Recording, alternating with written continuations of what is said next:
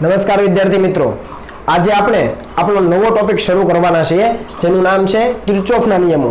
મિત્રો, આ નિયમો છે એ વ્યવસ્થિત રીતે સ્ટડી કરજો, કારણ કે આ નિયમોનો ઉપયોગ કરીને આપણે ઘણા બધા જે વિદ્યુત પરિપથો છે અને કેપેસિટર વિશે પણ જ્યારે ભણીશું ત્યારે પણ આ નિયમોનો ભરપૂર પ્રમાણમાં આપણે ઉપયોગ કરવાના છે। બરાબર, ટૂંકમાં આના આધારિત તમને ઘણા બધા દાખલાઓ સવાલો પૂછવામાં આવે છે, એટલે જે પણ કંઈ તૈયારી કરો છો એ કમ્પ્લીટ વ્યવસ્થિત રીતે કરજો। ઓકે, તો આ કિર્ચોફ શું છે? તો કિર્ચોફ એ વૈજ્ઞાનિકનું નામ છે અને એને નિયમો આપેલા એટલે આપણે એને એના નામ ઉપરથી કિર્ચોફના નિયમો તરીકે ઓળખીએ છીએ। તો આ કિર્ચોફના નિયમો શા માટે ભણવા પડે? તો આપણે આગળ કયો નિયમ ભણી જાય અવરોધ માટેનો?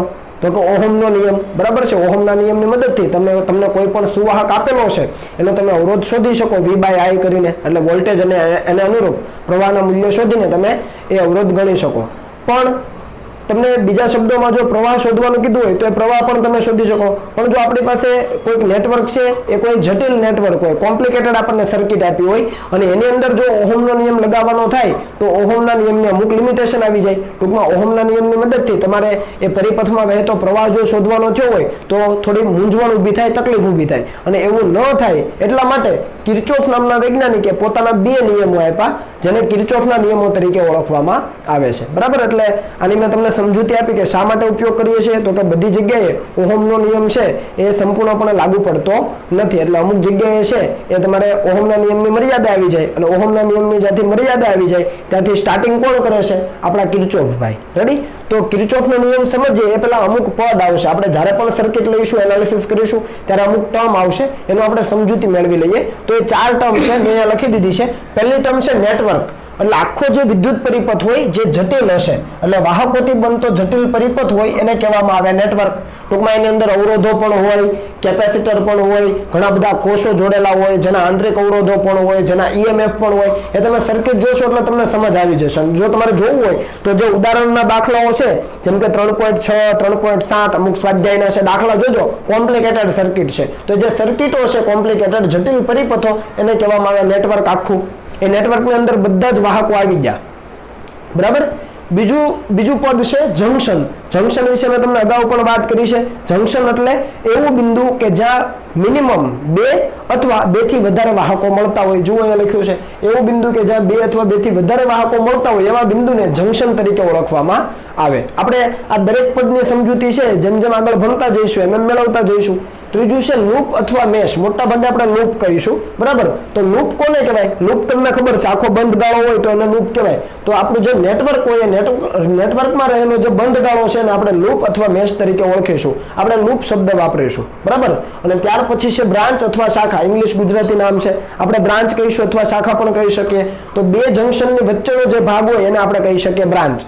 ઘણા બધા જંક્શન હોય, એમાં કોઈ પણ બે જંક્શનની વચ્ચેનો તમે ભાગ લો તો એને આપણે કહીશું બ્રાન્ચ। બરાબર, જ્યારે આપણે ભણતા જઈશું એમ તમને એની સમજૂતી મળતી જશે। તો આ 4 તમને વ્યવસ્થિત રીતે યાદ રાખી લેજો। હવે આપણે શરૂ કરીએ છીએ કિર્ચોફના નિયમો। એના બે નિયમો છે, એક છે પ્રવાહ માટેનો અને બીજો છે વોલ્ટેજ માટેનો। આપણે પહેલો નિયમ ભણીએ પ્રવાહ માટેનો, જેને આપણે અહીંયા નામ આપ્યું છે કિર્ચોફનો પ્રથમ નિયમ, અથવા એને કહેવાય જંક્શનનો નિયમ, અથવા ત્રીજા શબ્દોમાં કહેવાય KCL, કિર્ચોફ કરંટ લો।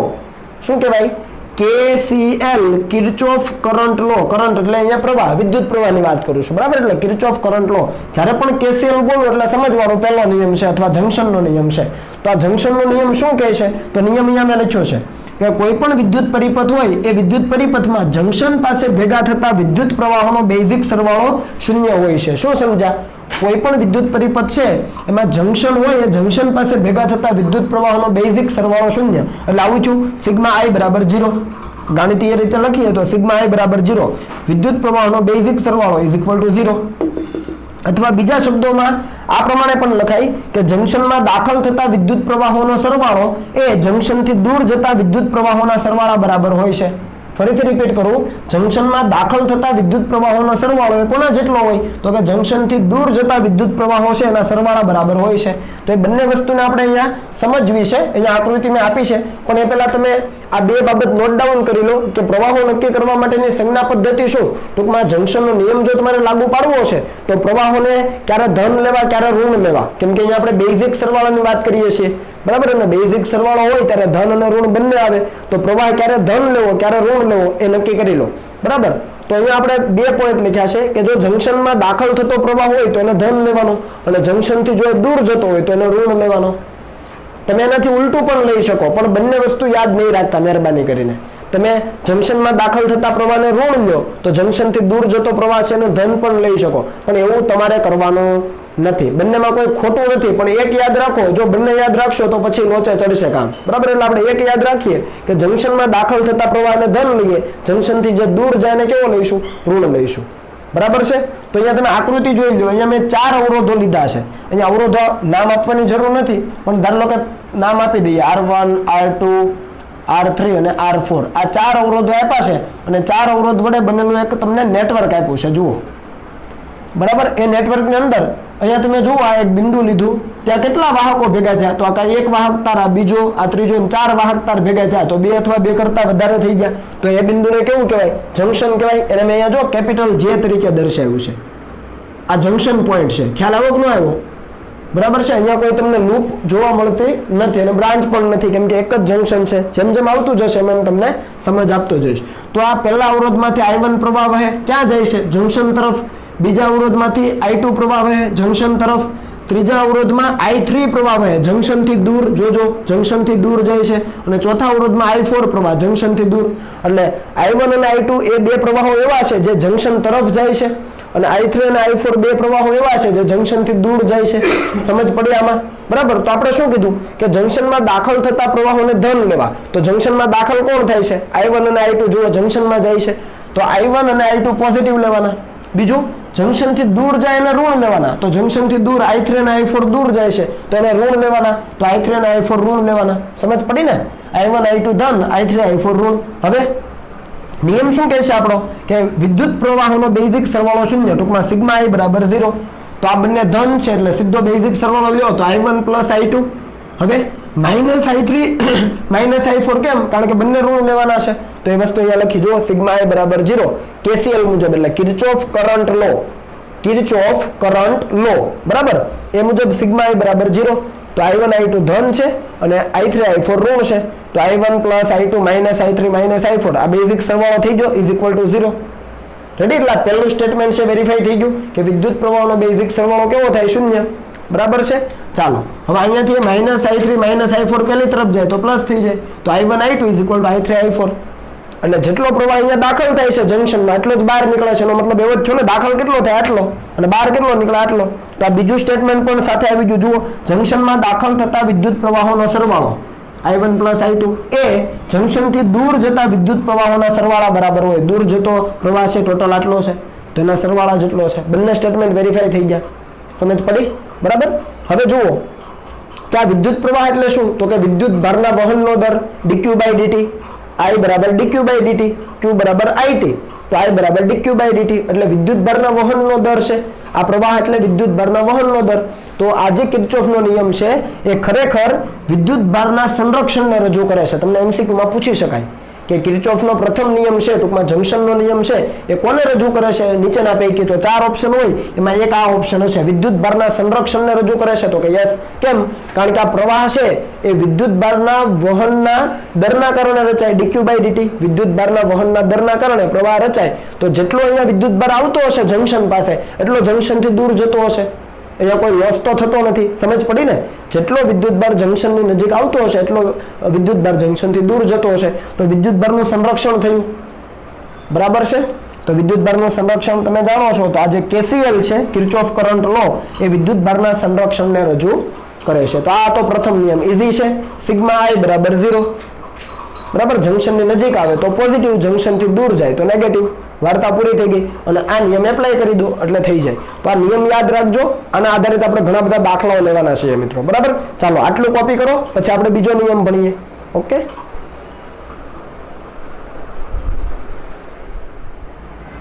ચાલો મિત્રો, કિર્ચોફના બીજા નિયમ તરફ આગળ વધીએ. તો કિર્ચોફનો બીજો નિયમ, અથવા એને કહેવામાં આવે છે લૂપનો નિયમ, અથવા બંધ ગાળાનો નિયમ, અથવા KVL. KVL એટલે કિર્ચોફ વોલ્ટેજ લો. આગળ શું હતું? KCL, કિર્ચોફ કરંટ લો. અહીંયા છે કિર્ચોફ વોલ્ટેજ લો. બરાબર છે. તો નામ ભૂલાઈ ન જાય. લૂપનો નિયમ અથવા બંધ ગાળાનો નિયમ અથવા KVL, કિર્ચોફ વોલ્ટેજ લો. તો એ નિયમ શું કહે છે એ સૌપ્રથમ વિધાન જોઈ લઈએ. તો કોઈ પણ બંધગાળામાં સ્થિતિમાનના ફેરફારોનો બેઝિક સરવાળો શૂન્ય હોય છે. ફરીથી કોઈ પણ બંધગાળો લઈ લો, એની અંદર સ્થિતિમાનના ફેરફારનો બેઝિક સરવાળો શૂન્ય હોય. ટૂંકમાં આવું સ્થિતિમાનનો ફેરફાર એટલે ડેલ્ટા વી, અથવા તમે વિદ્યુત સ્થિતિમાન પણ કહી શકો. તો આ વિદ્યુત સ્થિતિમાનનો ફેરફાર છે ડેલ્ટા વી, એનો બેઝિક સરવાળો એટલે સમેશન ડેલ્ટા વી એ હંમેશા કેવો હોય છે? બંધ માર્ગ ઉપર શૂન્ય હોય છે. બરાબર. તો તમારે આ સ્ટેટમેન્ટ યાદ રાખવાનું છે. આ જે મેથેમેટિકલ આપણે ઇક્વેશન લખ્યું આને યાદ રાખવાનું, આને આપણે ફોલો કરીશું.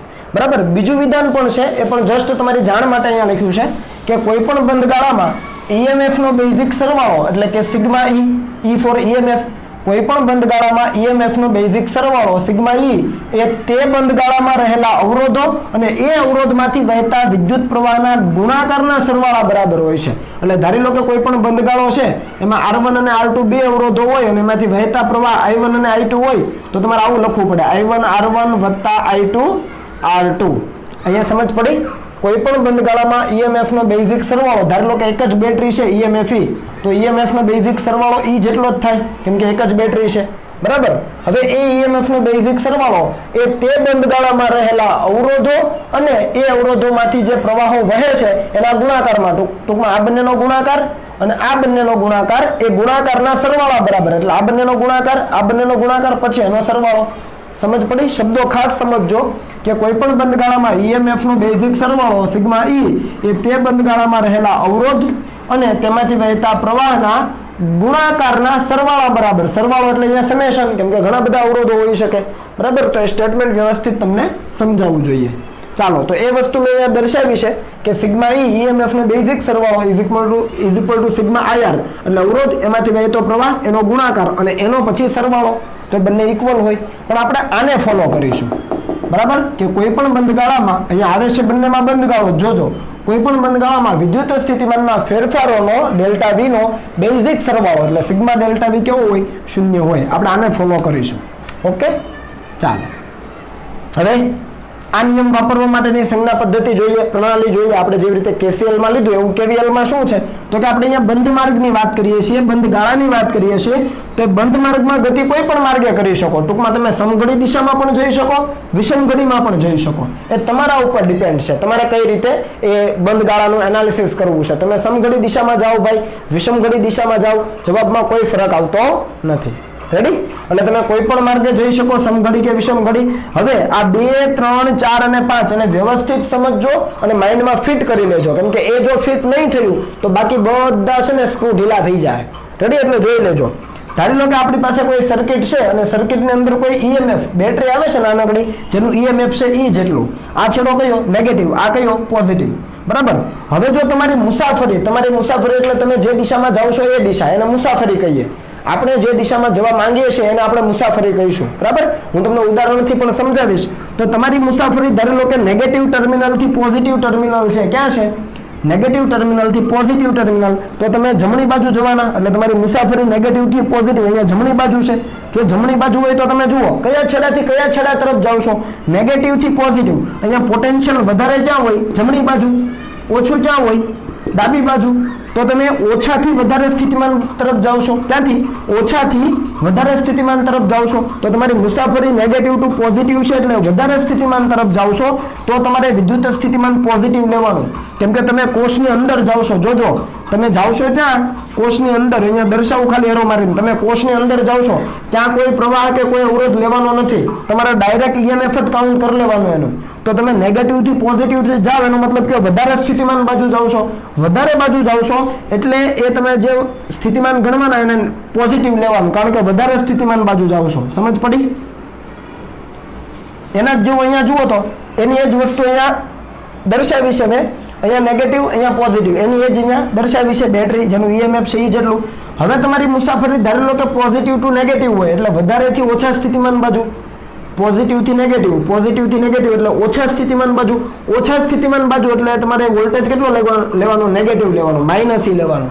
આ બંને વસ્તુ સમજ પડી? ફરીથી રિપીટ કરું. તમે ઋણ છેડાથી ધન છેડા તરફ જાઓ, બેટરીના ઋણથી બેટરીના ધન તરફ, તો વધારે સ્થિતિમાન બાજુ ગયા. વધારે સ્થિતિમાન બાજુ ગયા એટલે પોઝિટિવ. આવું યાદ રાખી લો. કેમ કે આ બાજુ સ્થિતિમાન વધારે છે, તમે કયા છેડે જવા માંગો છો ને, સામેનો છેડો જોવાનો. તમે અહીંયા ઊભા છો ને અહીંયા આમ જવું છે તો સામેનો છેડો વધારે સ્થિતિમાન તો પોઝિટિવ લેવાનું. અહીંયા મુસાફરીની દિશા ક્યાં છે, ધનથી ઋણ તરફ આ બાજુ છે, તો તમે આ નેગેટિવ બાજુ જવા માંગો છો તો ત્યાં સ્થિતિમાન ઓછું છે એટલે નેગેટિવ લેવાનું. આ બંને વસ્તુ સમજ પડી. હવે અવરોધમાંથી પસાર થતા હોય ત્યારે શું, આ તો ઈએમએફ ની જ વાત કરી મેં. અવરોધમાંથી પસાર થાય ત્યારે શું, તો એના માટે 4 અને 5 જુઓ. અવરોધ આપેલો છે બરાબર, જે દિશામાંથી પ્રવાહ દાખલ થાય ને ધન છેડો કહેવાય, અને જેમાંથી બહાર નીકળે ને ઋણ છેડો. ફરીથી જે છેડાથી દિશા નહીં પણ છેડો, જે છેડાથી પ્રવાહ દાખલ થાય એ ધન હોય, જે છેડાથી પ્રવાહ બહાર નીકળે એ ઋણ હોય. તો આ ધન ઋણ આવી ગયા બરાબર.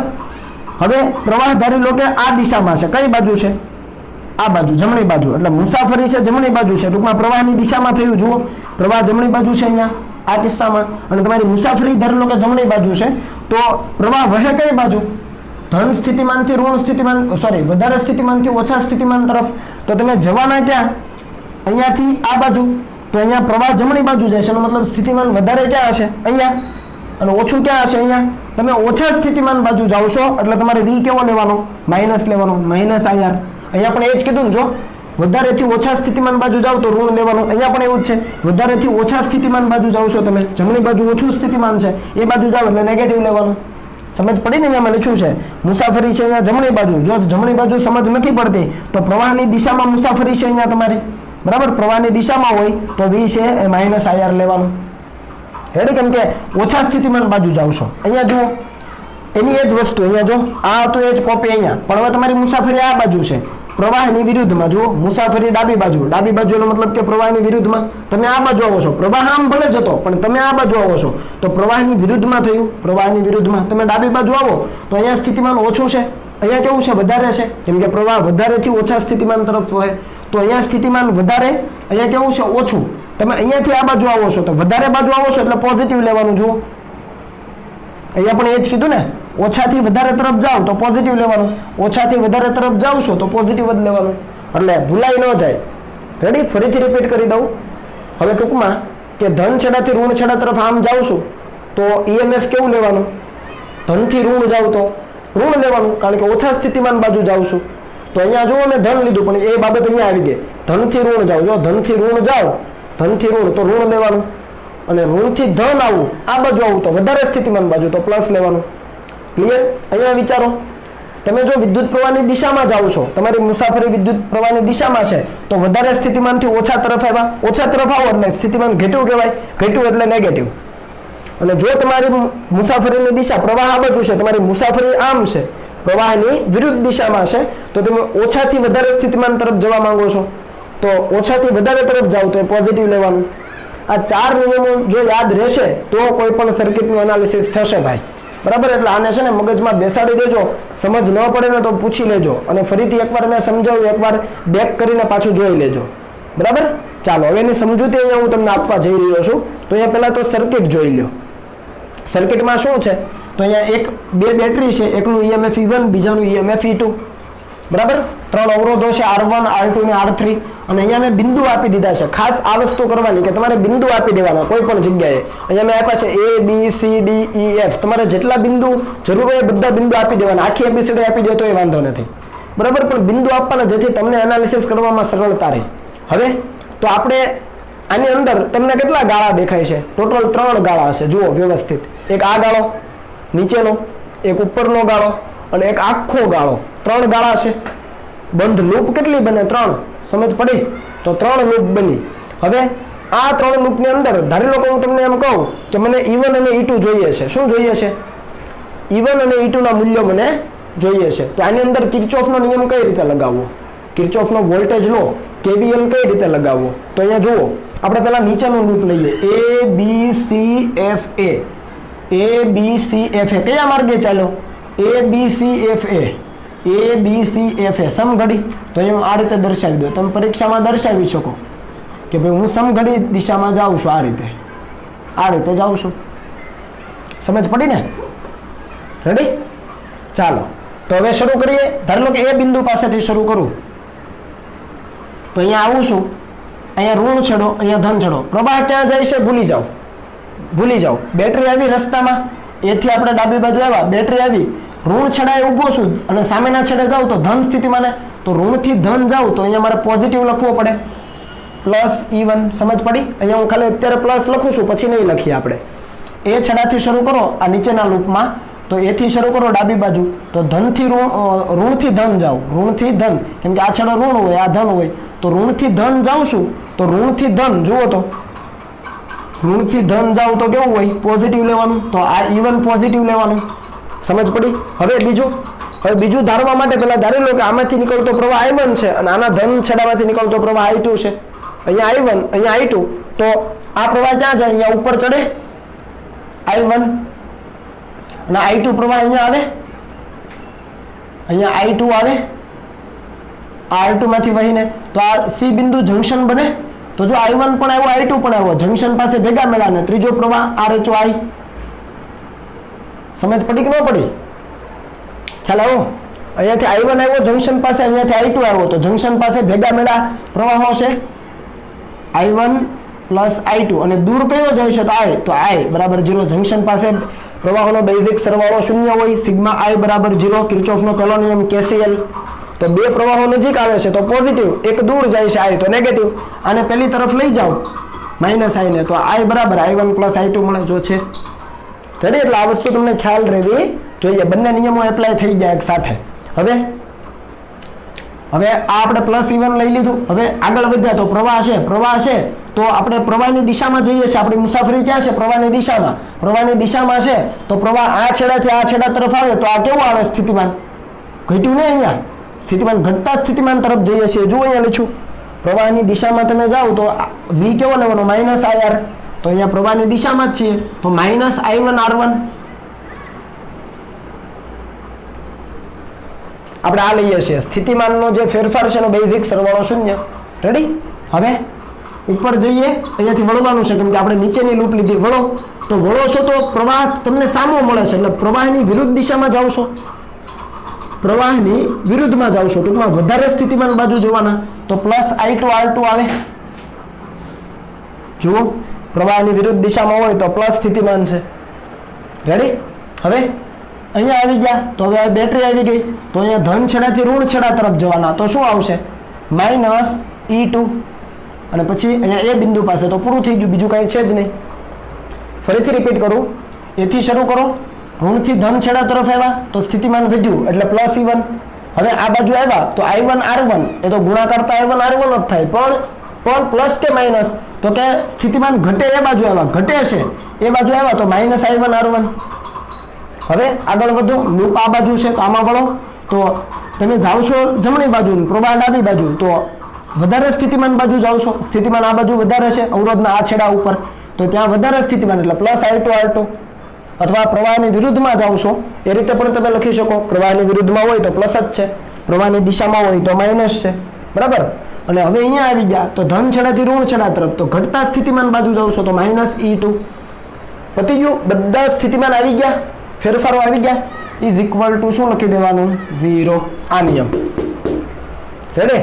તો અહીંયાથી આવું લખાય, E1 minus E2 is equal to આ માઇનસ પહેલી તરફ જાય તો પ્લસ I1 R1, અને આ પ્લસ ઓલી તરફ જાય તો I2 R2.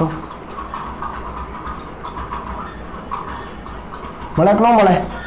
E1 minus E2, અને આ પેલી તરફ તો પ્લસ અને આ પેલી તરફ તો માઇનસ. હવે બીજી લૂપ જુઓ, CDEFC લૂપ આખી લેવાની, જ્યાં શરૂ કર્યું હોય ત્યાં પાછું આવવાનું, C થી C સુધી. બરાબર? તો અહીંયા પણ CDEFC એટલે પાછું અહીંયા રીતે સમઘડીમાં જ જવાનું છે. આ રીતે તમે વિષમ ઘડી પણ જઈ શકો, તમને હું સાબિત કરીને બતાવીશ આપણે વિષમ ઘડી જઈએ ને ત્યારે. ચાલો, તો અહીંયાથી C થી શરૂ કરો. ચાલો, જ્યાં નામ આપ્યું છે બિંદુથી શરૂ કરીએ C થી, તો અહીંયાથી કઈ છે ને, અહીંયા અવરોધ આવ્યો, પ્રવાહ ક્યાં વહે છે? આ દિશામાં. હવે ધારો I નથી કહેતો, હવે I1 I2 જ છે, તમને સમજ આવે છે. આ બંને ભેગા મળીને I1 I2 પ્રવાહ રચે ઉપરની બ્રાન્ચમાં. બરાબર છે? ચાલો, તો અહીંયાથી કેટલો પ્રવાહ વહે? R3 માંથી I1 પ્લસ I2 જેટલો વહે. સ્થિતિમાન તમે આ બાજુ જાઓ છો તો સ્થિતિમાન ઘટે કે વધે?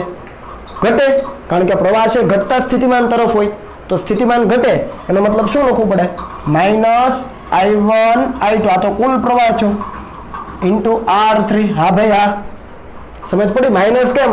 કારણ કે તમે આ બાજુ જાઓ તો સ્થિતિમાન ઘટે, તો માઇનસ I1 I2 એટલો તો પસાર થાય જ છે, એટલે કુલ પ્રવાહ ઇન્ટુ R3. હવે અહીંયા કંઈ નથી, આ તો તાર છે, અહીંયા આમાં વળવાનું ને આમાં વળવાનું, તો આ બાજુ વળો. તમે આ બાજુ વળ્યા, તમારી મુસાફરી આમ છે, તો તમે ઋણ છેડાથી ધન છેડા તરફ જાઓ તો પ્લસ E2 લખવું પડે. ઋણથી ધન તરફ ગયા તો સ્થિતિમાન વધે ને, હવે આવડે તમને, બરાબર. પછી અહીંયા I2 પ્રવાહ છે, તો I2 પ્રવાહ અહીંયાથી તમે મુસાફરીની દિશામાં જ છો, તો અહીંયાથી અહીંયા આવો એટલે સ્થિતિમાન ઘટવાનું, તો માઇનસ શું લખવું પડે, I2 R2, અને C બિંદુ પાછું આવી ગયું, બરાબર 0. ખબર પડી કે ન પડી? અહીંયાથી સ્થિતિમાન ઘટે, આ બાજુ જાઓ તો ઘટે, તો માઇનસ I1 I2 કુલ પ્રવાહ ઇન્ટુ R3. અહીંયાથી આવો ઋણથી ધન તરફ જાઓ તો પોઝિટિવ, અને આ દિશામાં આ પ્રવાહની દિશામાં જ તમે જાઓ છો, મુસાફરીની દિશા પણ એ, પ્રવાહની દિશા પણ એ, તો I2 R2 પણ કેવા નેગેટિવ, કારણ કે આ બાજુ સ્થિતિમાન ઘટે છે, અને C બિંદુ આવી ગયું, તો આ તમને સ્થિતિમાનનો ફેરફાર મળી ગયો ઇક્વલ ટુ 0. તો અહીંયાથી તમે E2 ને કરતા બનાવો ને ભાઈ, તો શું આવે, તો અહીંયાથી I2 R2 પહેલી તરફ જાય તો પ્લસ થઈ જાય, અને આખું પદ માઇનસ ઓલી તરફ જાય તો પ્લસ થઈ જાય, plus I1 I2 into R3. તો તમને E2 પણ મળી જાય. એકવાર તમને આ નીચેના સમીકરણ ઉપરથી E2 મળી જાય, એ E2 ની કિંમત અહીંયા મૂકી દો તો E1 પણ મળી જાય. સમજ પડી ને? E2 ની કિંમત અહીંયા મૂકી દો તો E1 મળી જાય. ચાલો, તો આ રીતે તમારે કિર્ચોફનો નિયમ લાગુ પાડવાનો. હવે ધારી લો કે આપણે વિષમ ઘડીમાં લાગુ પાડીએ તો આપણે સમઘડી ચાલે ને, ખાલી તમારી સમજ માટે હો, વિષમ ઘડીમાં ચાલીએ. ચાલો, A F C B A, ખાલી યાદ રાખજો કયો માર્ગ, A F C B A, વિષમ ઘડીમાં ચાલીએ આ રીતે. ચાલો, આ રીતે ચાલો તો જરાક, તો અહીંયાથી આ રીતે ચાલો તો ઋણથી ધન તરફ જવાનું તો પ્લસ E2, જોજો ઋણથી ધન તરફ જવાનું તો પ્લસ E2. હવે આ બાજુ જાઓ તો I2 R2 પણ કેવા નેગેટિવ, કારણ કે ઘટતું સ્થિતિમાન, તો માઇનસ I2 R2. સમજ પડી? ઘટતું સ્થિતિમાન. પછી અહીંયા બોલો આ બાજુ આવો પણ પ્રવાહ સામો આવે એટલે તમે વધારે સ્થિતિમાન બાજુ જવાના, તો શું લખવું પડે, પ્લસ I1 R1, બરાબર. તમે આ બાજુ જાઓ પ્લસ I1 R1. હવે અહીંયા આવ્યા ધનથી ઋણ જાઓ તો માઇનસ E1 અને બરાબર 0, એ બિંદુ પાછું આવી ગયું. જો ફરીથી ઋણથી ધન તો પ્લસ E2. હવે પ્રવાહની દિશામાં જ છો તમે, તો પ્રવાહની દિશામાં તો અહીંયા તો સ્થિતિમાન ઘટતા સ્થિતિમાન બાજુ જાઓ તો I2 R2 પણ કેવા નેગેટિવ. હવે અહીંયાથી વળવાનું અને અહીંયાથી જુઓ આ દિશામાં જાઓ, પ્રવાહ આમ આવે તમે આમ જાઓ તો વધારે સ્થિતિમાન બાજુ જાઓ છો તો I1 R1 પણ કેવા પોઝિટિવ. અને હવે અહીંયા ધન છેડાથી ઋણ છેડા તરફ જવાના, ઘટતા સ્થિતિમાન તરફ, તો માઇનસ E1 આવી ગયો, એ બિંદુ પાછું ઇક્વલ ટુ 0 લખી દો. જુઓ E1 પેલી તરફ મોકલો તો પ્લસ થઈ જાય, તો અહીંયા છે તો એ કાઢી નાખ્યું મેં અહીંયા, જોજો આ E2 પ્લસ છે, બીજી તરફ જાય તો માઇનસ થઈ જાય, આવી ગયું. બાકી આ તો છે જ I1 R1 minus I2 R2 છે ને. આ જો પદ અહીંયા છે, આ બીજું પદ અહીંયા છે, પેલું પદ અહીંયા છે, કઈ ફરક છે નથી. એવી રીતે ઉપર માટે પણ તમે વેરીફાઈ કરી લેજો, બરાબર. તમે વિષમ ઘડીમાં જાઓ, ચાલો આપણે લઈએ કઈ દિશામાં, આમ જઈએ આમ, તો જુઓ તો અહીંયાથી તમે આમ જાઓ શું થાય, આમાં તો વધારે સ્થિતિમાન બાજુ એટલે શું થાય, પ્લસ I2 R2. સમજ પડે ને? હવે ધનથી ઋણ તરફ તો માઇનસ E2. હવે ઉપર જાઓ પ્રવાહ સામો આવે છે, જોજો I1 I2 સામો આવે, તમે આમ જાઓ છો આમ, તો વધારે સ્થિતિમાન તરફ તો plus I1 I2 into R3. ખબર પડે ને? કુલ પ્રવાહ ઇન્ટુ અવરોધ, અને પાછું બિંદુ તમારું C આવી ગયું ઇઝ ઇક્વલ ટુ 0. તો E2 ને પકડો તો E2 નેગેટિવ છે, ઓલી તરફ જાય તો પોઝિટિવ, તો જો આવી ગયું, આને કાઢી નાખું. બાકીનું એમ જ છે, જો કાંઈ ફરક નો ચેન્જ, બરાબર. એટલે તમે કન્સેપ્ટ બરાબર સમજજો, બરાબર. આ બાબતો તમને ખ્યાલ રહેવી જોઈએ. તમારે મને આનો જવાબ છે એ પર્સનલી મને કહેવાનો છે કે મને કિર્ચોફના નિયમ આવડી ગયા છે. શું કહેવાનું છે? મને કિર્ચોફના નિયમ આવડી ગયા છે એવું કહેશો એટલે હું એવું સમજીશ કે તમને આવડી ગયા છે. જો ન આવડ્યો હોય તો ઈમાનદારીથી મને કહેજો કે નથી આવડ્યું, તો હું સમજાવીશ, બરાબર. આ તમારા ઉપર છોડું છું, આ તમારું હોમવર્ક. તમારે મને મેસેજ કરી દેવાનો છે પર્સનલી કે મને આવડી ગયા છે કિર્ચોફના નિયમો, તો હું જે પણ સર્કિટ લઉં એમાં ડાયરેક્ટ બધું એનાલિસિસ કરી શકીએ, બરાબર. ચાલો, તો અહીંયા કિર્ચોફનો નિયમ પૂરો થયો, પણ એક બાબત તમને નોંધાવવાની છે જે MCQ માટે અગત્યની છે કે કિર્ચોફનો બીજો નિયમ એ ઉર્જા સંરક્ષણને રજૂ કરે. શેના રજૂ કરે? ઉર્જા સંરક્ષણ. પહેલો નિયમ કોને રજૂ કરતો હતો? વિદ્યુત ભારના સંરક્ષણને. બીજો નિયમ ઉર્જા સંરક્ષણને રજૂ કરે. કેમ? કારણ કે વિદ્યુત બળ કેવું બળ છે? સંરક્ષી બળ છે, બરાબર. અને સંરક્ષી બળ વડે બંધ માર્ગ પરનું કુલ કાર્ય કેવું થાય? શૂન્ય થાય. અહીંયા આપણે બંધ માર્ગ પરનો વિદ્યુત સ્થિતિમાનનો તફાવત જ લઈએ છીએ, બંધ માર્ગ પરનો વિદ્યુત સ્થિતિમાનનો જે તફાવત છે એનો બેઝિક સરવાળો શૂન્ય થાય એના જેવું જ છે કે સંરક્ષિત બળ વડે બંધ માર્ગ પરનું કુલ કાર્ય શૂન્ય થાય છે. ખરેખર આ વિદ્યુત સ્થિતિમાન એક પ્રકારનું કાર્ય જ છે. યાદ છે ને, અનંત અંતરેથી એકમ ધન વિદ્યુત ભારને આપેલા બિંદુ સુધી લાવવા માટે કરવું પડતું કાર્ય, અથવા એકમ વિદ્યુત ભાર દીઠ કાર્ય એટલે વિદ્યુત સ્થિતિમાન. સૂત્ર યાદ આવે છે કે નહીં? V = W/Q અથવા U/Q, બરાબર? V = U/Q, એકમ ધન વિદ્યુત ભાર દીઠ કરવું પડતું કાર્ય. તો ખરેખર કાર્ય જ છે, એટલે સંરક્ષી બળ વડે થતું કાર્ય છે. તો સંરક્ષી બળ વડે બંધ માર્ગ પરનું કુલ કાર્ય શૂન્ય થાય. એના આધારે કહી શકાય કે કિર્ચોફનો બીજો નિયમ છે એ કોને રજૂ કરે છે? ઉર્જા સંરક્ષણને. આ તમને MCQ ની અંદર પૂછી શકાય, બરાબર? તો પહેલો અને બીજો નિયમ આપણે કમ્પ્લીટલી પૂરો કર્યો છે. પહેલો નિયમ તો ઈઝી છે કે જંકશન પાસે ભેગા મળતા વિદ્યુત પ્રવાહનો બેઝિક સરવાળો શૂન્ય થાય. જંકશનની નજીક આવે તો એને ધન કાઉન્ટ કરો, જંકશનથી દૂર જાય તો ઋણ કાઉન્ટ કરો. પણ તમારા કિર્ચોફના બીજા નિયમમાં ખાસ ધ્યાન રાખવાનું છે આ 4 બાબતો. અને મેં તમને હોમવર્ક શું આપ્યું? તમારે મને મેસેજ કરીને કહેવાનું છે કે મને કિર્ચોફનો નિયમ, બંને નિયમો ટૂંકમાં આવડી ગયા છે. ઓકે, જો નથી સમજ પડી તો એ જ દિવસે, આજે તમે જે લેક્ચર જુઓ છો આજના જ દિવસમાં એ કમ્પ્લીટ કરવાનું છે. રેડી? આ તમારું કામ. હું આગળ દાખલા ગણાવું અને પછી જો તમને સમજ ન પડે તો વાંક કોનો? તમારો. એટલે તમારે મને કહેવાનું. રેડી? ચાલો હવે લખી લો. ચાલો મિત્રો, આપણે જે કિર્ચોફના નિયમો ભણ્યા એના આધારિત દાખલાઓની ચર્ચા કરી લઈએ. તો ઉદાહરણનો દાખલા નંબર 3.6. હવે અહીંયા રકમ કંઈક આ પ્રમાણે છે કે દરેક 1 ઓહમના એવા 12 અવરોધોથી સમઘન નેટવર્કના વિકર્ણના સામે આવેલા શિરોબિંદુઓ વચ્ચે અવગણી શકાય તેટલો આંતરિક અવરોધ ધરાવતી 10 વોલ્ટની બેટરી જોડેલ છે. તમે જુઓ અહીંયા કેટલા અવરોધો છે? તો ઉપર 1 2 3 4, અહીંયા 5 6 7 8 9 10 11 અને 12. આ 12 અવરોધોથી એક સમઘન બનાવ્યો છે. આ દરેક અવરોધનું મૂલ્ય કેટલું છે? 1 ઓહમ. કેટલું છે? 1 ઓહમ. બરાબર? એવું રકમમાં કીધું છે. અને એવો જે સમઘન બનેલો છે નેટવર્ક છે એના વિકર્ણના સામે આવેલા શિરોબિંદુ વચ્ચે એક બેટરી જોડેલી છે. સામેના શિરોબિંદુ, વિકર્ણના સામેના. તો આગળની બાજુનો નીચેનો છેડો અને પાછળની બાજુનો ઉપરનો છેડો. વિકર્ણ બન્યું ને, ત્રાસો વિકર્ણ, બરાબર? સામેના શિરોબિંદુ પર ટૂંકમાં સામેના જે બિંદુ છે એમાંથી બનતો વિકર્ણ, એમાં અહીંયા એ બિંદુ ને અહીંયા C' બિંદુ. સમજી શકો ને? આગળની બાજુનું નીચેનું બિંદુ અને પાછળની બાજુનું ઉપરનું બિંદુ. તમને કીધું છે કે નેટવર્કના વિકર્ણના સામે આવેલા શિરોબિંદુ એટલે A અને C' વચ્ચે એક બેટરી જોડી છે 10 વોલ્ટની. અહીંયા તમને કીધું છે કે આંતરિક અવરોધ છે એનો અવગણી શકાય તેટલો છે, એટલે સ્મોલ r બરાબર 0 છે અને 10 વોલ્ટ છે એ એનું EMF ગણી શકાય. બરાબર છે? તો નેટવર્કનો સમતુલ્ય અવરોધ શોધો. એટલે કે આ 12 જે અવરોધો છે એનો સમતુલ્ય અવરોધ આપણને શોધવાનો કીધો છે.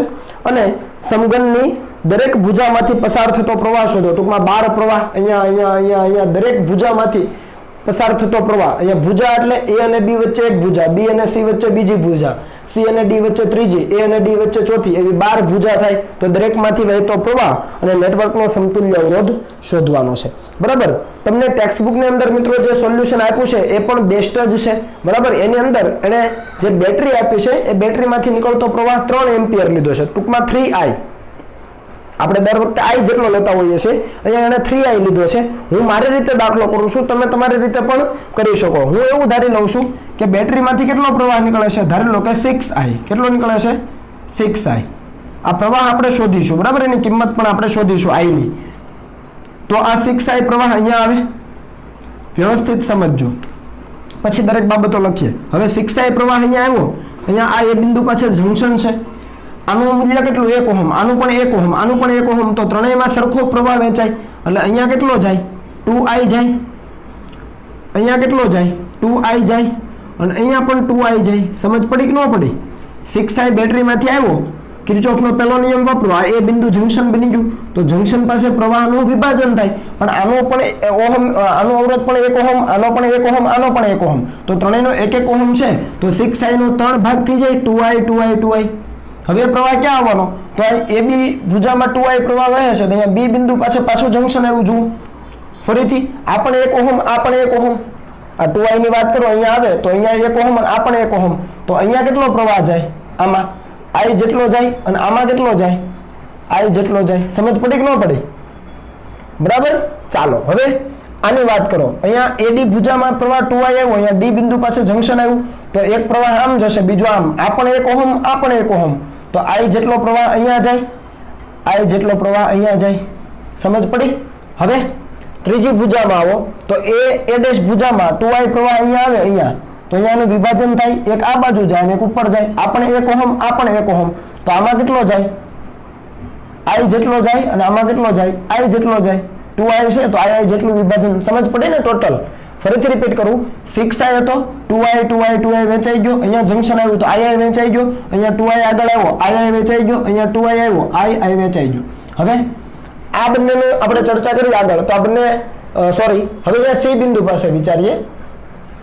C બિંદુ પાસે વિચારો, C બિંદુ પાસે કયા પ્રવાહ આવે? તો કે આ BC ભુજામાં એક પ્રવાહ અહીંયા આવે અને બીજો અહીંયા આવે. જો આ બે ભેગા થઈ જાય, C પાસે ભેગા થઈને અહીંયા કેટલો મળે? અહીંયા i આવ્યો, અહીંયા i આવ્યો, તો અહીંયા પાછો 2i થઈ જાય. સમજ પડી? આ C ભુજામાં કેટલો થઈ ગયો? 2i થઈ ગયો. એવી જ રીતે અહીંયા B' બિંદુ વિચારો, તો B' બિંદુ પાસે કયા આવે છે? તો આ i અને આ i ભેગા થઈ જાય તો અહીંયા કેટલો જાય? આ ભુજામાં 2i જાય. જુઓ, અને એવી જ રીતે અહીંયા D' બિંદુ પાસે વિચારો તો અહીંયાથી i આવ્યો, અહીંયાથી i આવ્યો, તો અહીંયા ટોટલ કેટલો આવી જાય? અહીંયા i અને અહીંયાથી i, તો આ બાજુ જાય કેટલો? 2i. તો જો પાછો 2i, અહીંયા 2i અને અહીંયા 2i, તો અહીંયા ભેગો કેટલો થઈ જાય? 6i, અને એ 6i અહીંયાથી વાયરમાંથી પાછો આવે અને અહીંયા પાછો જો 6i આવી ગયો. સમજ પડી કે ન પડી? 6i નું 2i થઈ ગયું. જંક્શન આવ્યું એટલે i, અહીંયા જંક્શન આવ્યું એટલે i, અહીંયા જંક્શન આવ્યું એટલે i. હવે આ જંક્શન પાસે વિચારો તો અહીંયાથી i આવ્યો, અહીંયાથી i, તો 2i થઈ ગયો. પછી આ જંક્શન વિચારો તો અહીંયાથી i આવ્યો, અહીંયાથી i આવ્યો, તો 2i થઈ ગયો. આ જંક્શન વિચારો તો અહીંયાથી i આવ્યો, અહીંયાથી i આવ્યો, તો 2i થઈ ગયો. અને આ 2i ને આ 2i 6i થઈ ગયો. સરળતા માટે 6i લીધું છે. સમજ પડી ને? તો આપણે અહીંયા ધારી લઈએ કે ધારો કે બેટરીમાંથી 6i એમ્પિયર પ્રવાહ મળે છે, બરાબર? અને કિર્ચોફના પ્રથમ નિયમના આધારે, હું ડાયરેક્ટ લખું છું, બરાબર છે? કિર્ચોફના પ્રથમ નિયમના આધારે દરેક શાખામાં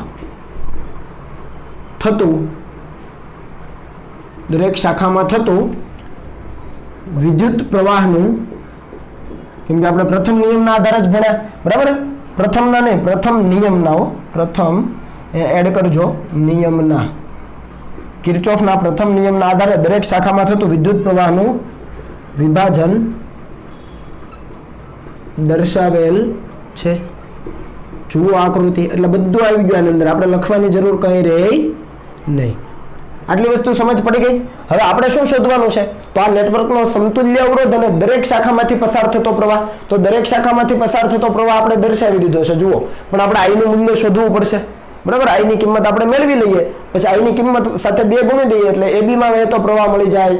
i ની કિંમત અહીંયા તો એમ જ છે, એટલે i ની જેટલી કિંમત મળે એટલો B' માં વહે. એવી રીતે બધામાં મેળવી શકાય. તો આપણે સમતુલ્ય અવરોધ પણ મેળવવો પડે, બરાબર? તો સમતુલ્ય અવરોધ આપણે મેળવીએ તો આની અંદર તમે કોઈ પણ ક્લોઝ નેટવર્ક લઈ શકો, કોઈ પણ બંધ ગાળો તમે લઈ શકો. ઘણા બધા બંધ ગાળા બને. હું કયો લઉં છું? જોજો, હું લઉં છું A, B, C, C' અને આ તાર મારફતે પાછો A. કયો લઉં છું? A, B, C, C', પછી અહીંયાથી બહાર આવું છું અને પાછો A'. તો આ થઈ ગયો બંધ ગાળો આખો. જુઓ, આખો એક આ બંધ ગાળો છે આખો. સમજ પડી ને? તો અહીંયા લખું છું કે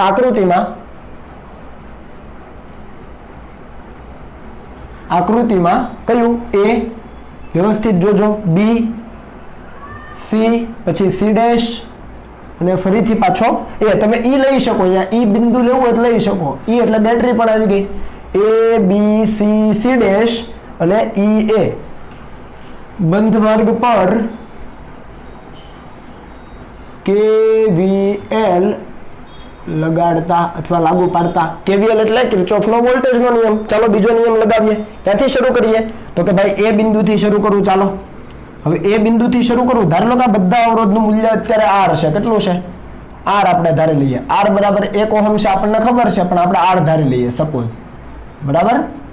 તો ચાલો હવે શું થશે જોઈએ. હો, કે બાકી રહી ગયો?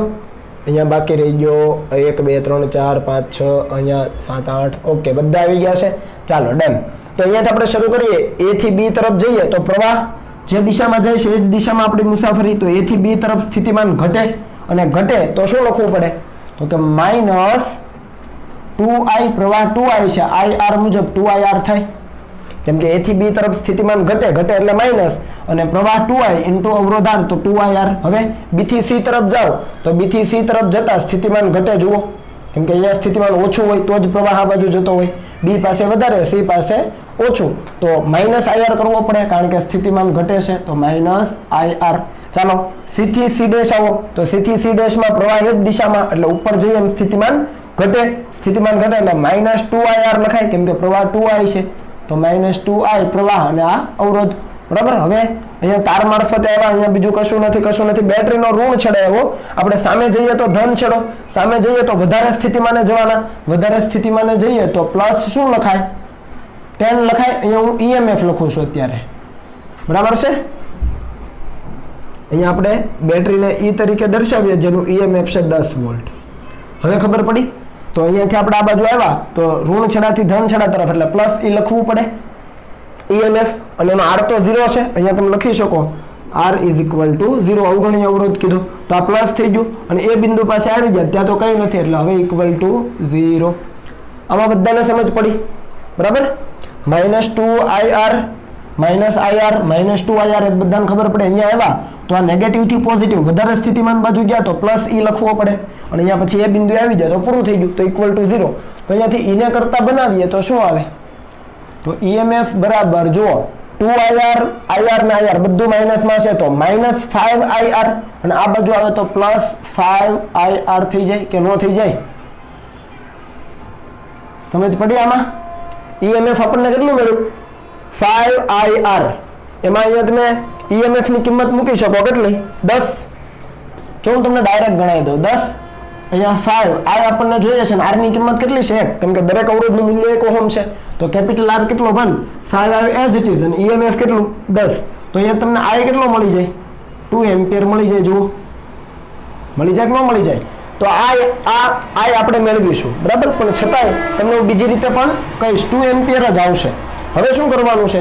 તો ધારી લો કે આપણને આ નેટવર્કનો સમતુલ્ય અવરોધ જોઈએ છે, તો સમતુલ્ય અવરોધ, હવે જોજો, આપણે પ્રવાહનું સૂત્ર આવું લખતા હતા, I = EMF ના છેદમાં R + R, આવું લખતા હતા, બરાબર.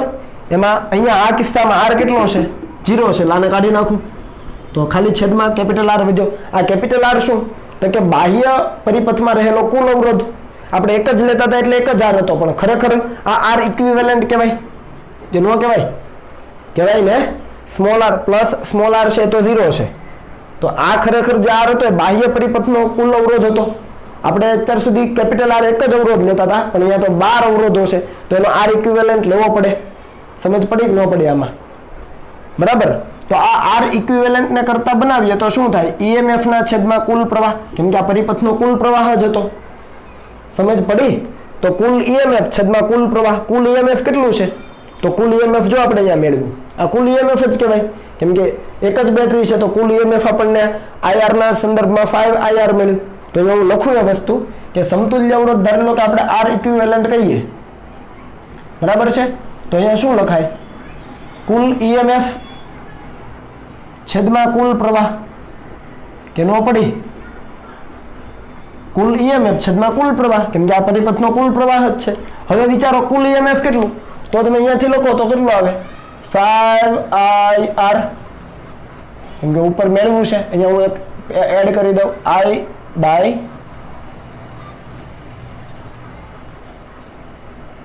ચાલો I ટોટલ રેડી, E ના છેદમાં I ટોટલ. તો R ઇક્વિવેલન્ટ કેટલું વધ્યું? તો I ઇક્વિવેલન્ટ = E એટલે 5IR છેદમાં I ટોટલ કુલ પ્રવાહ આપણે કેટલો ધાર્યો? બેટરીમાંથી આપણને કેટલો મળે છે? જો 6I એવું આપણે ધાર્યું છે, તો અહીંયા લખાય 6I. તો I કેન્સલ, તો તમને સમતુલ્ય અવરોધ મળી ગયો 5R/6. તમે કોઈ પણ બીજી મેથડથી મેળવશો તો મળી જશે, પણ કામ તમારું કોમ્પ્લિકેટેડ થશે, તમે જાણો છો, બરાબર છે. તો અહીંયા તમે ખાલી કિર્ચોફના નિયમનો બીજો ઉપયોગ કર્યો, એના ઉપરથી તમને કુલ EMF મળી ગયું 5IR. અને હવે આપણે સાદી જે ડેફિનેશન છે કે કુલ પ્રવાહ બરાબર કુલ EMF ના છેદમાં કુલ અવરોધ, તો અહીંયા કુલ અવરોધ તરીકે R ઇક્વિવેલન્ટ એ આપણને જોઈએ છે સમતુલ્ય અવરોધ, તો કુલ EMF ના છેદમાં કુલ પ્રવાહ, કુલ EMF અહીંયા મેળવ્યું 5IR ના સંદર્ભમાં એ, અને છેદમાં કુલ પ્રવાહ આપણે ધાર્યો છે 6I, તો એ પણ લખી શકાય. તો કિંમતો મૂકો એટલે 5/6R મળે અથવા 5R/6 મળે. બરાબર, તો આ મળી ગયો આપણને. શું મળી ગયો? સમતુલ્ય અવરોધ. સમજ પડી? તમે બીજી કોઈ પણ રીતે તમે સમતુલ્ય અવરોધ શોધી શકો. ચાલો હવે આપણે બીજું શું કીધું છે, તો કે સમઘનની દરેક ભુજામાંથી પસાર થતો પ્રવાહ શોધો. હવે સમઘનની દરેક ભુજામાંથી પસાર થતો પ્રવાહ શોધવો હોય ને મિત્રો, તો એના માટે આપણે સૂત્ર શું લગાવીશું? તો એના માટે આપણે કુલ પ્રવાહનું સૂત્ર લગાવીએ. ચાલો હવે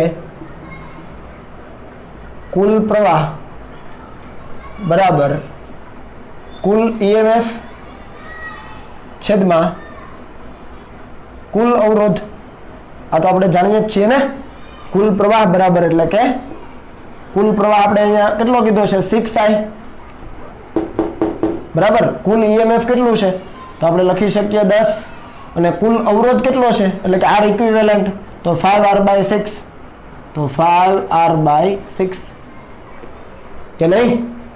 6I કુલ પ્રવાહ છે, કુલ EMF છે 10 અને કુલ અવરોધ કેટલો છે? 5R/6. આને આપણે કુલ અવરોધ કહી શકીએ. સમતુલ્ય અવરોધ એટલે કુલ અવરોધ. બરાબર, તો અહીંયાથી ઉપર જાય તો શું આવે જવાબ? જુઓ તો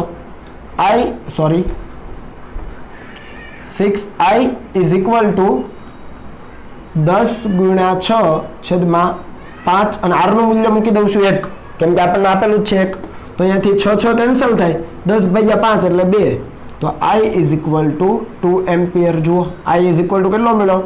2 એમ્પિયર. અને અહીંયા આપણે કેપિટલ R બરાબર કેટલું લીધું છે? 1 ઓહમ રકમ પ્રમાણે. તો I બરાબર 2 એમ્પિયર આપણને મળી ગયો. ટૂંકમાં કુલ પ્રવાહ કેટલો થયો? તો 6 × 2 12 એમ્પિયર આપણને મળે. એમાંથી 4 એમ્પિયર અહીંયા, 4 એમ્પિયર અહીંયા, 4 એમ્પિયર અહીંયા, એ રીતે થાય. તો આપણને કીધું છે કે દરેક ભુજામાંથી પસાર થતો પ્રવાહ, તો આપણે લખીએ કે સમઘનની દરેક ભુજામાં પ્રવાહ. ચાલો લખો, દરેક ભુજામાં પ્રવાહ કઈ રીતે લખશો? તો જો જેટલો AB માં છે એટલો AD માં છે ને એટલો AA' માં છે, તો આવું લખાય IAB is equal to IAD is equal to IAA' is equal to એટલો 2I ક્યાં છે? તો 2I આમાં પણ છે. જુઓ CC' માં, તો ICC' is equal to 2I બીજો ક્યાં છે? તો અહીંયા BC' માં છે, તો IB'C' is equal to 2I હજુ ક્યાં છે? તો આમાં છે D'C', તો ID'C' is equal to 2I જેટલો છે ને I ની કિંમત કેટલી? 2, તો તમે 2 મૂકી દો અહીંયા, તો 2 × 2 એટલે કેટલો મળે? 4 એમ્પિયર મળે. એટલે તમને ટોટલ 1 2 3 4 5 ને 6 બાજુ એવી મળી કે જેની અંદર 4 એમ્પિયર પ્રવાહ વહે છે. અને એવી જ રીતે ખાલી I ક્યાં વહે છે? તો જુઓ ખાલી I વહે છે એવી ભુજા ક્યાં? તો પહેલા આની વાત કરીએ, તો I અને અહીંયા છે BC is equal to I, આ કઈ છે? BB'. પછી બીજી કઈ છે? જુઓ અહીંયા DC અને DD', DC અને DD'. હજુ કઈ છે I વાળી? વિચારો, તો I વાળી છે A', B' અને A', D'. તો I A', B' અને I A', D'. એમાં કેટલો વહે છે? તો એમાં માત્ર I જેટલો, I ની કિંમત કેટલી? 2 એમ્પિયર. તો આપણે લખી શકીએ 2 એમ્પિયર. તો જો 1 2 3 4 5 ને 6 ભુજા એવી છે જેમાં 2 એમ્પિયરનો પ્રવાહ વહે, અને 6 ભુજા એવી છે જેમાં 4 એમ્પિયરનો પ્રવાહ વહે. ટોટલ 6 ને 6 12 થઈ ગઈ. રેડી? એટલે દરેક ભુજામાં વહેતો પ્રવાહ પણ આવી ગયો, સમતુલ્ય અવરોધ પણ આવી ગયો. સમજ પડી ને? માત્ર ને માત્ર કિર્ચોફનો નિયમ આપણને આ બહારની જે લૂપ મળી એની અંદર લગાવ્યો છે, કુલ EMF આપણને મળી ગયું, અને એના ઉપરથી આપણે સમતુલ્ય અવરોધ લઈ આવ્યા. અહીંયા મેં તમને કીધું એમ કે કુલ EMF માં સીધી કિંમત મૂકી દો. E બરાબર કેટલા? તો કે 10. અહીંયા 10 મૂકી દો. કેપિટલ R કેટલો છે? 1 છે, તો 10 બરાબર 5I થાય. 10 બરાબર 5I. I ને કરતા બનાવો તો 10/5, તો પણ 2 તો તોય આવે. એટલે આપણું જે સાદું સૂત્ર છે એના ઉપરથી પણ આવી જાય. પણ થોડુંક ધ્યાન આપજો એટલે દાખલો ઈઝી છે.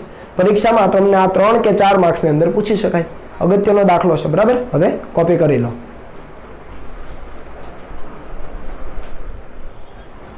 ચાલો મિત્રો, ત્યાર પછીનો દાખલો જોઈએ, ઉદાહરણનો દાખલા નંબર 3.7. આકૃતિ ઓલરેડી તમને આપી દીધેલી છે, બરાબર. એની અંદર પ્રવાહ ને બધું તમને ઓલરેડી આપેલું છે, પરીક્ષામાં પણ આપેલું હશે. તમને કીધું છે કે આકૃતિમાં દર્શાવેલા નેટવર્કમાં આ જે નેટવર્ક દર્શાવ્યું છે એમાં દરેક શાખામાંથી વહેતો પ્રવાહ શોધો. આપણે પ્રવાહના મૂલ્યો શોધવાના છે. ઓકે, હવે આપણે ઉકેલ તરફ આગળ વધીએ તો તમે જુઓ અહીંયા કેટલા પ્રવાહ હશે. પહેલા તો તમે અહીંયા જોઈ શકો કે 2 બેટરી છે, અહીંયા 10 વોલ્ટની, અહીંયા 5 વોલ્ટની, બરાબર. આપણે વેરીફાઈ કરી લઈએ. ચાલો, અહીંયાથી ધારો લો કે I1 જેટલો પ્રવાહ આવે છે, તો અહીંયા એ બિંદુ પાસે જંકશન છે, તો I2 જેટલો પ્રવાહ ધારી લો કે આ શાખામાં જાય છે, તો નીચેની શાખામાં કેટલો જાય?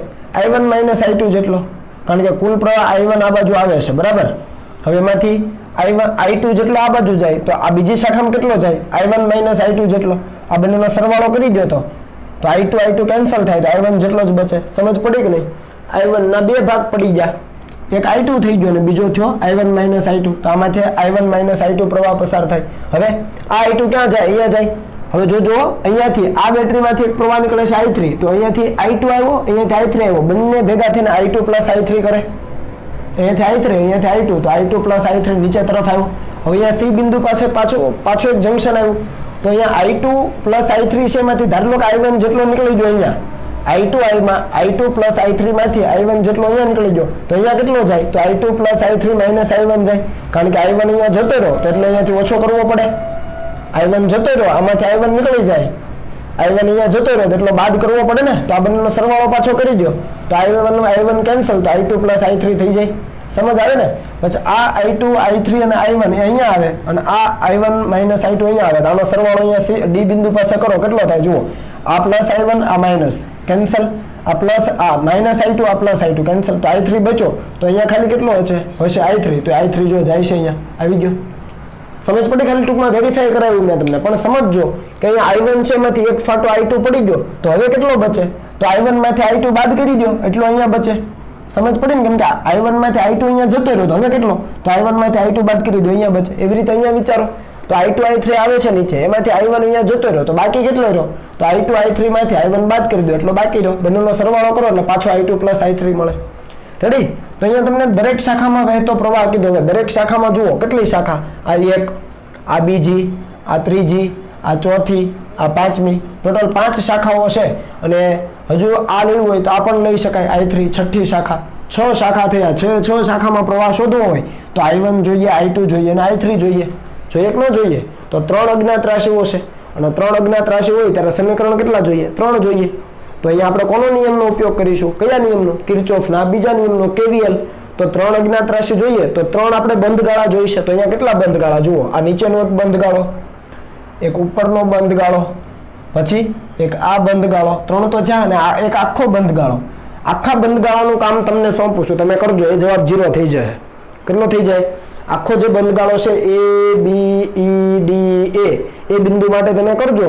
એના માટે કિર્ચોફનો નિયમ લગાવજો, એ જવાબ 0 જ થઈ જાય. એમાં તમને I1, I2, I3 નો કોઈ સંબંધ મળશે નહીં. સમજ પડી?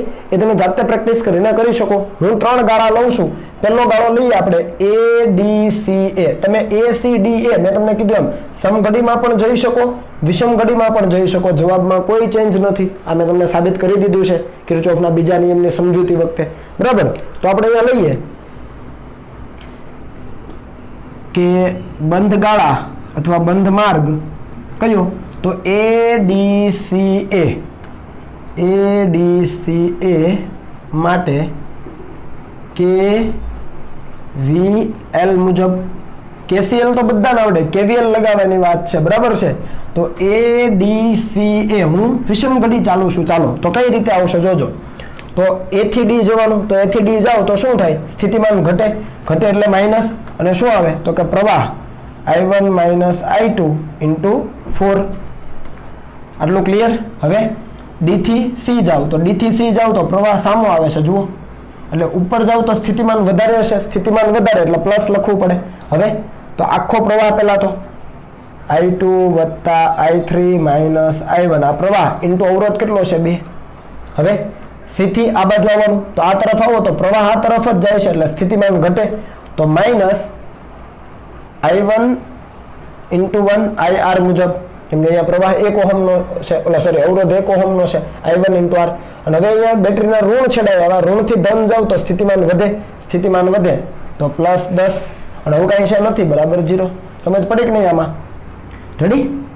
આ એક આવી ગયું, આ બીજું આવી ગયું, 3 ને 4 ટર્મ, 1 2 3 ને 4 ટર્મ આવી ગઈ, બરાબર.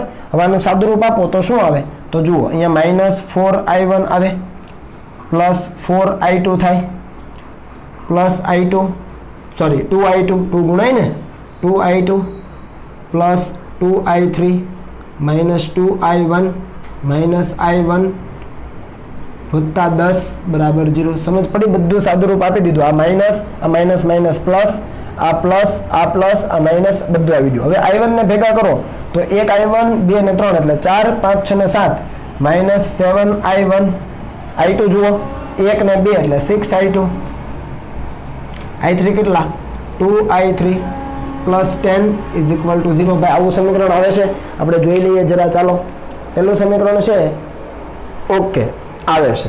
તો આ એક સમીકરણ, આને તમે આ રીતે પણ કરી શકો કે ભાઈ અહીંયા માઇનસ કોમન કાઢી લો તો, અથવા આ પદને પહેલી તરફ જવા દો તો આ શું થાય +7 I1, આ પદ પહેલી તરફ જાય તો -6 I2, આ પદ પહેલી તરફ જાય તો -2 I3 = 10 બચે. જુઓ તો આ 10 ને એમ જ રહેવા દીધા, બાકીના જે પદ છે બીજી તરફ જવા દો તો સંજ્ઞા ઉલટાય ને. તો પહેલું સમીકરણ જોઈ લઈએ, આપણે ચેક કરીએ. આવે છે 7I1 -6 I2 -2 I3 = 10, એક આવે છે. હવે બીજી કયું લૂપ લઈએ? A B C A. સમજ પડી? ચાલો લઈએ. બંધ માર્ગ A B C A માટે કિર્ચોફ વોલ્ટેજ લો મુજબ તમે સમઘડી વિષમ ઘડી કોઈ પણ જાઓ, તમે A C B A લ્યો, કોઈ ઇશ્યુ નથી, જવાબમાં કોઈ ચેન્જ નથી. આપણે કયા માર્ગે A B C A, તો A થી B જાઓ તો A થી B પ્રવાહની દિશામાં સ્થિતિમાન ઘટે તો માઇનસ લેવું પડે. કેટલું આવે? I2 × 4. ઓકે, ચાલો હવે B થી C તરફ આવો તો પ્રવાહની દિશામાં, પ્રવાહ નીચે છે, પ્રવાહની દિશામાં આવો તો સ્થિતિમાન ઘટે, માઇનસ આ પ્રવાહ I2 + I3 × અવરોધ R એટલે 2. હવે આ દિશામાં જવાનું C થી A, તો C થી A જાઓ તો ફરીથી સ્થિતિમાન ઘટે તો -I1 × 1 -I1 × 1 IR મુજબ, અને ઋણથી ધન છેડા તરફ જાઓ તો સ્થિતિમાન વધે એટલે +10 બરાબર 0. રેડી? તો અહીંયાથી શું લખાય? તો જુઓ અહીંયાને પહેલાં છૂટું પાડી દઈએ, 4I2 -2I2 -2I3 -I1 વત્તા 10 બરાબર 0. રેડી? અહીંયા I1 વાળા પદ પકડો. ચાલો આપણે પહેલી તરફ જ જવા દઈએ તો I1 માઇનસ છે તો પ્લસ થઈ જાય. પછી I2 વાળા આ 6I2 માઇનસ પહેલી તરફ જાય તો 6I2 પ્લસ, અને આ માઇનસ છે પહેલી તરફ જાય તો 2I3 પ્લસ = 10. આ બીજું સમીકરણ મળે ભાઈ. જુઓ પછી તો સાદું રૂપ જ છે ને, ખાલી નિયમ એકવાર એપ્લાય કરવાનો છે. આ બીજું સમીકરણ જોઈ લઈએ. આવે છે I1 + 6I2 + 2I3 = 10 આવી જાય છે. ચાલો ત્રીજી લૂપ કઈ કીધી? તો B C D E. તમે આમ ચાલો કે આમ ચાલો, જવાબમાં કોઈ ફરક નથી. ચાલો તમે કોઈ રીતે ચાલીએ. કઈ રીતે ચાલીએ? ચાલો આ રીતે ચાલીએ. બંધ માર્ગ, આમાં કોઈ ગોખવાની વસ્તુ નથી. મેં B C D કીધું હતું ને, E. હવે આપણે આમ ચાલીએ. ચાલો B E D C અને B માર્ગે KVL લગાવતા. રેડી? તમે કોઈ રીતે ચાલો. તો B E પેલા B થી E તરફ જાવ તો કયું? તો પ્રવાહ સામો આવે એટલે અહીંયા જઈએ તો સ્થિતિમાન શું થતું? પણ અહીંયા તો અવરોધ છે જ નહીં, અવરોધ નથી, બરાબર? એટલે સીધું અહીંયા આવી ગયા. અહીંયાથી તમે આ છેડા ઉપર જાઓ તો સ્થિતિમાન ઘટે એટલે -5 લખવું પડે પહેલા તો. B થી E તરફ કઈ નથી આવતું. હવે એક્ઝેક્ટ અહીંયા પહોંચી જાય, અહીંયાથી ઋણ છેડા ઉપર જઈએ તો સ્થિતિમાન ઘટે એટલે -5.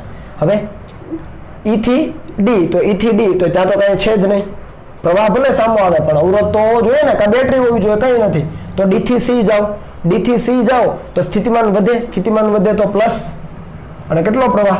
તો I2 + I3 - I1, I અને R એટલે 2. અને પછી C થી B, તો C થી B જાઓ તો પ્રવાહ સામો આવે ને, તો B પાસે સ્થિતિમાન વધારે હોય તો કેટલું હોય? તો સ્થિતિમાન વધે એનો મતલબ કે પ્લસ, આ તો 2 છે જો, પ્લસ I2 I3 કુલ પ્રવાહ થઈ ગયો અને અવરોધ કેટલો IR આવી ગયું બરાબર 0. જુઓ આમાં કઈ ભૂલ છે નથી, પ્લસ માઇનસ ની ભૂલ થઈ તો પૂરું, દાખલો કેન્સલ થઈ જાય બરાબર, ખોટો પડી જશે. તો અહીંયા આપણે કરીએ તો -5 અહીંયા 2 વડે ગુણો તો 2I2 વત્તા 2I3 -2I1 વત્તા 2I2 વત્તા 2I3 બરાબર 0. જુઓ કંઈ ભૂલ કરી છે નથી, 2I2 I3 -I1 2 બધે 2 આવે છે. ઓકે, તો I1 વાળા પદ ભેગા કરો. ચાલો, તો I1 વાળા પદને લઈને પેલી તરફ જતા રહીએ તો શું થાય, આ -2I1 તો +2I1.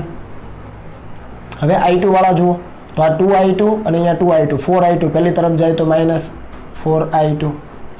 I3 વાળા જુઓ I3 +4I3 પેલી તરફ જાય તો -4I3 ઇઝ ઇક્વલ ટુ આ -5 તો અહીંયા જ છે, ભૂલી ન જતા. તો આ ત્રીજું સમીકરણ બની ગયું. જુઓ તો જરા આપણે ચેક કરી લઈએ. ચાલો, 2I1 -4I2 -4I3 is equal to -5 exact આવી જાય છે. હવે 3 અનનોન I1 I2 I3 અને 3 ઇક્વેશન હવે તમને આવડશે. તો હું અહીંયા ડાયરેક્ટ લખું છું, હવે તમારા ઉપર છોડું બરાબર. હોમવર્ક કયું, સમીકરણ 1 2 અને 3 ને સોલ્વ કરવાના. તો સમીકરણ 1 2 અને 3 ને ઉકેલતા હું I1 નો જવાબ લખું છું, I2 નો જવાબ લખું છું અને I3 નો જવાબ લખું છું. હું સીધા જવાબ લખું છું, તમારે મેળવવાના છે બરાબર. પરીક્ષામાં ઉકેલ મેળવવાની જરૂર નથી, પણ તમને ખ્યાલ આવવો જોઈએ કે ઉકેલ કઈ રીતે આવે બરાબર છે. કેમ કે 3 અનનોન છે તો તમારે ઇક્વેશન 3 નો ઉપયોગ કરો 1 બાય 1 અને તમે મેળવી લો કઈ રીતે આવે છે. જોજો બરાબર. I1 મળે છે 2.5 એમ્પિયર. કેટલો મળે છે ભાઈ?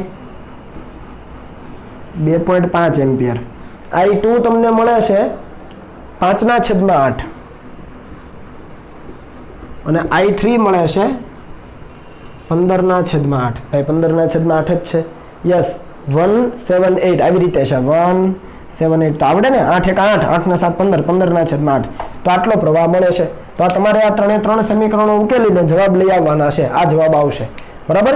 હવે આપણને સવાલ શું પૂછ્યો છે? આપણને સવાલ પૂછ્યો છે દરેક શાખામાંથી વહેતો પ્રવાહ શોધો. તો દરેક શાખા એટલે આ AB શાખા, પછી AC શાખા, AD શાખા, DE શાખા, EB શાખા, BC શાખા, એ બધી શાખામાંથી વહેતો પ્રવાહ શોધવાનો છે. તો દરેક શાખામાંથી વહેતો પ્રવાહ પણ હું અહીંયા લખી દઉં છું, એ તમારે વેરીફાઈ કરી લેવાનું છે. જુઓ બરાબર. તો અહીંયા લખીએ દરેક શાખામાંથી વહેતો પ્રવાહ. પહેલા આપણે વાત કરીએ AB ની. AB માં I2 વહે તો I2 તો ઓલરેડી છે જ, તો અહીંયા આપણે લખીએ IAB.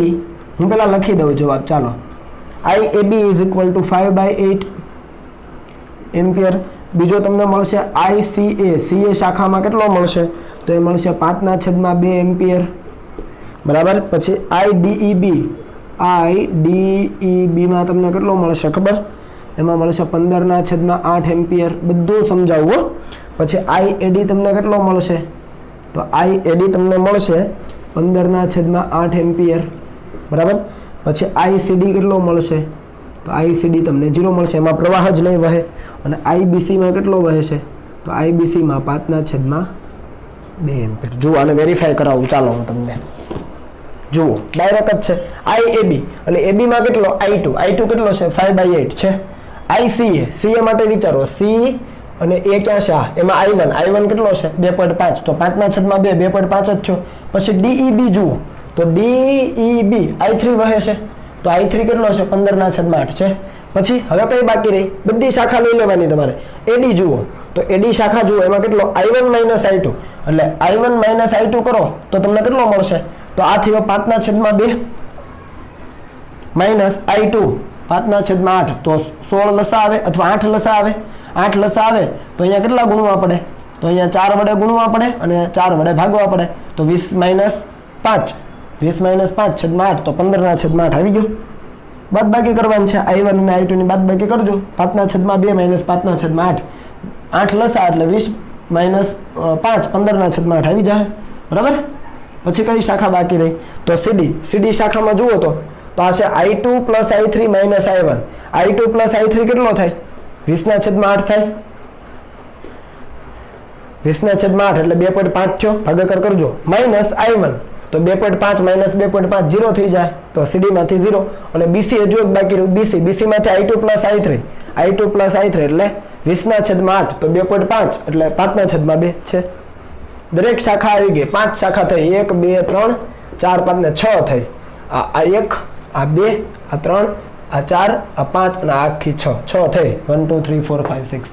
ખ્યાલ આવે ને? માત્ર કિર્ચોફના નિયમ લગાવો, પણ આ જે સમીકરણો છે 1 2 અને 3 એને સોલ્વ કરવાનું ન ભૂલતા. ઓકે, ચાલો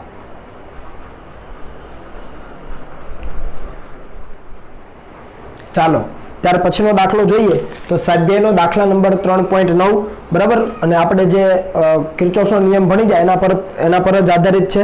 તો આપણને અહીંયા સર્કિટ આપેલી છે અને આપણને કીધું છે કે આકૃતિમાં દર્શાવેલ નેટવર્ક માટે દરેક શાખામાંથી વહેતો પ્રવાહ શોધો. હવે અહીંયા તમે જોઈ શકો નેટવર્ક આપ્યું છે અને દરેક શાખામાંથી આપણને વહેતો પ્રવાહ શોધવાનો કીધો છે. તો સૌપ્રથમ આપણને ખબર નથી કે પ્રવાહની દિશા દરેક શાખામાં કઈ બાજુ હશે, બરાબર. તો આપણે ધારી લઈએ, ખ્યાલ આવ્યો? આપણને દરેક શાખામાં પ્રવાહની દિશા કઈ બાજુ હશે, ટૂંકમાં પ્રવાહ કઈ દિશામાં વહેતો હશે આપણને ખબર નથી. આગળ પણ કર્યા એની અંદર પણ આપણને ખબર નહોતી. તો આપણે ધારી લેવાની દિશા, અને ધારી લો કે તમારો અંતિમ જવાબ છે નેગેટિવ આવ્યો, પ્રવાહનો અંતિમ જવાબ કેવો આવ્યો? નેગેટિવ આવ્યો. તો શું સમજવાનું? જવાબ ખોટો છે એવું નથી સમજવાનું, પણ સમજવાનું શું કે તમે જે દિશામાં એ પ્રવાહનું વહન ધારેલું છે એનાથી ખરેખર વિરુદ્ધ દિશામાં વહી રહ્યો છે. પ્રવાહનું મૂલ્ય ઋણ આવે એનો મતલબ શું? તો કે તમે જે દિશામાં વહન ધાર્યું છે એનાથી એ ખરેખર વિરુદ્ધ દિશામાં વહી રહ્યો છે. તો આપણે જોઈએ, ચાલો દરેક શાખામાં વહેતો પ્રવાહ જોઈએ છે. અહીંયા બેટરી છે, અહીંયા 10 ઓહમનો અવરોધ છે. તો ધારી લઈએ કે I જેટલો પ્રવાહ છે બેટરીમાંથી નીકળે છે. તો અહીંયા એ બિંદુ જંકશન છે, બરાબર છે. તો અહીંયા કેટલો પ્રવાહ જશે, અહીંયા કેટલો પ્રવાહ જશે? અહીંયા તમે એમ કહો કે 10 ઓહમ છે, અહીંયા 5 ઓહમ છે, એટલે અહીંયા છે એ ડબલ પ્રવાહ જશે. અહીંયા જેટલો જતો હશે એના કરતાં ડબલ જશે. એવું આપણે મગજમારી નથી કરવી. ધારી લો કે અહીંયા I1 પ્રવાહ જાય છે, તો અહીંયા કેટલો જાય છે? I2. એટલે I ના 2 ભાગ પાડી દીધા, એક I1 અને I2, એટલે કુલ I બરાબર I1 પ્લસ I2 લખાય. અહીંયા ન ખ્યાલ આવે તો લખી દઉં, અહીં I બરાબર I1 પ્લસ I2. ખબર પડી? I ના 2 ભાગ પાડ્યા, એક I1 પ્રવાહ અહીંયા ગયો, એક I2 પ્રવાહ અહીંયા જાય છે. હવે આ I1 પ્રવાહમાં ચાલો અહીંયા B બિંદુ પાસે પાછું જંકશન આવ્યું, તો I1 ના 2 ફાંટા પડે. ધારી લો કે એક છે, અહીંયા I2 ધારો, તો અહીંયા આપણે ધારી લઈએ I3, બરાબર છે. તો અહીંયા કેટલો થશે? તો અહીંયા આપણે ધારી લઈએ I3 minus I1, sorry I1 minus I3, 1 માંથી બાદ કરવો પડે ને, તો I1 માઇનસ I3. સમજ પડી? આ I1 અહીંયા આવ્યો, તો અહીંયાથી આપણે ફાંટો પાડ્યો, તો એક I3 લીધો, તો અહીંયા કેટલો બચે? I1 minus I3. કેમ? કારણ કે આ બંનેનો સરવાળો કરો તો આ I3 કેન્સલ, તો I1 જ બચ્યો. સમજ આવે ને? B બિંદુ પાસે સરવાળો કરો, જંકશન તરફ આવતા પ્રવાહો I1, જંકશનથી દૂર જતા પ્રવાહો I3 વત્તા I1 માઇનસ I3. તો જો I1 જ વધ્યો. સમજ પડી ને? એટલે એમાં કંઈ ખોટું નથી. એક શાખામાં I3 જાય છે, તો બીજી શાખામાં કેટલો જાય? તો એટલો ઓછો હોય, I1 માંથી એટલો બાદ કરી દો, એ બીજી શાખામાં જાય. હવે આ પ્રવાહ અને આ પ્રવાહ અહીંયા મળવાના, તો અહીંયા કેટલો થઈ જાય? આ બંને ભેગા મળીને ખ્યાલ આવો તો કેટલો થઈ જાય? અહીંયા વિચારો, તમને ખ્યાલ આવવો જોઈએ. તો અહીંયા એ પ્રવાહ કેટલો થશે? તો એ પ્રવાહ થશે I2 plus I1 minus I3. જુઓ વ્યવસ્થિત કેટલો થાય? I2 અહીંયા આવે અને આ I1 માઇનસ I3 અહીંયા આવે, અહીંયા કેટલો થાય? I2 plus I1 minus I3, સરવાળો થાય સીધો. અને આ બંને પ્રવાહો ભેગા મળે અહીંયા, તો અહીંયા કેટલો થાય? તો I3 બાદ બાકી થઈ જાય, સરવાળો કરો એટલે 0 થઈ જાય, અને I1 પ્લસ I2 એટલે અહીંયા I જેટલો જ મળે, પણ એ ખરેખર કેટલો? તો કે I1 પ્લસ I2. સમજ પડી કે ન પડી? કયા બિંદુ પાસે? A તથા C પાસે, બરાબર છે. ફરીથી રિપીટ કરું છું કે અહીંયા I જેટલો પ્રવાહ આવે, એ બિંદુ પાસે 2 ફાંટા પડ્યા, એક I1 બીજો I2. આપણને ખબર નથી કેટલો પ્રવાહ છે, તો અહીંયા I1 આવે છે. હવે I1 ના 2 ભાગ, એક I3 અને બીજો I1 માઇનસ I3. કુલ પ્રવાહ તો સરવાળો કરો એટલે I જ આવવાનો. સમજ પડી? આ I1 અહીંયા આવે, આ I2 અહીંયા આવે, તો અહીંયા D બિંદુ પાસે ભેગા થાય, તો આમાં કેટલો વહે? તો આ બંનેના સરવાળા જેટલો, સરવાળો કરી દો. I2 plus I1 minus I3, સરવાળો આટલો જ થાય. આટલો પ્રવાહ છે અહીંયા વહે અને અહીંયાનો પ્રવાહ i3 ભેગા થાય તો i3 કેન્સલ, તો i1 પ્લસ i2 પાછો બહાર નીકળે. જેટલો દાખલ થયો તો i1 પ્લસ i2 એટલો અહીંયા બહાર આવી ગયો. સમજ પડી? અને અહીંયાથી પણ કેટલો વહે તો કે i જેટલો, i એટલે i1 પ્લસ i2. આવું i is equal to i1 plus i2 કેમ કહું છું? કારણ કે કિર્ચોફના નિયમનો આપણે ઉપયોગ કરવો છે. ચાલો, મારી પાસે જે સર્કિટ છે એની અંદર પણ કંઈક આવું જ છે.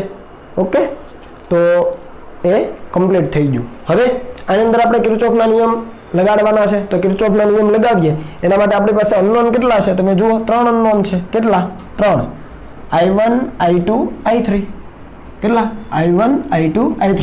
તો 3 સમીકરણ જોઈશે તો 3 બંધ લૂપ પણ જોઈએ. તો આપણે એક બંધ લૂપ લઈએ, a b d a. કઈ લઈએ?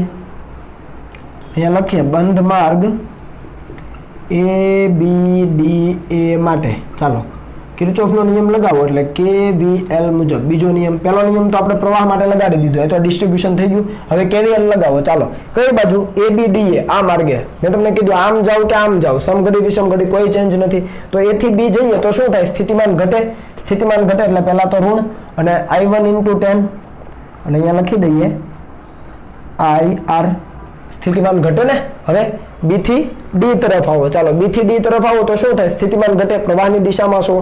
અહીંયા સ્થિતિમાન ઘટાડો થાય એટલે માઇનસ i1 માઇનસ i3 અને × 5 IR મુજબ. હવે D થી A તરફ જાઓ, કેમ કે DA, તો D થી A તરફ સ્થિતિમાન વધે, કેમ કે પ્રવાહ આમ છે તો સ્થિતિમાન આ તરફ વધે એટલે પ્લસ i2 અને પ્લસ i2 સોરી IR મુજબ પ્લસ i2 × 5 અને હવે કંઈ નથી બચતું તો 0. સમજ પડી ને? સ્થિતિમાન ઘટે તો ઋણ, અહીંયા સ્થિતિમાન ઘટે તો ઋણ અને અહીંયા જાવ તો સ્થિતિમાન વધે તો ધન થઈ ગયું. તો આનું સાદુરૂપ આપીએ તો શું થાય? તો -10i1 -5i1 વત્તા 5i3 વત્તા 5i2. કંઈ ખોટું છે? બરાબર 0. જુઓ તો -10i1 -5i1 plus 5i3 plus 5i2. તો આને ભેગા કરો તો શું થાય? આપણે માઇનસ નિશાની પેલી તરફ મોકલી દઈએ તો અહીંયા શું થશે? જુઓ તો 10 ને 5 15 એટલે પ્લસ 15i1. આ માઇનસ છે ને આ બાજુ મોકલી દો તો પ્લસ થઈ જાય ને, પ્લસ 15i1. હવે i2 ની વારી તો -5i2 અને i3 ની વારી -5i3 બરાબર 0. તો આની અંદરથી કેટલા કોમન નીકળે? 5 વડે ભાગાકાર કરી દો તો 3i1 -i2 -i3 બરાબર 0. આને કહી દો સમીકરણ નંબર 1. ક્લિયર છે? ચાલો, બીજી લૂપ લઈએ. કઈ લઈએ? BCDB. કઈ લઈએ? BCDB. તમે ગમે તે લઈ શકો, બરાબર છે? ચાલો, હું બીજી લૂપ લઉં છું. બંધ માર્ગ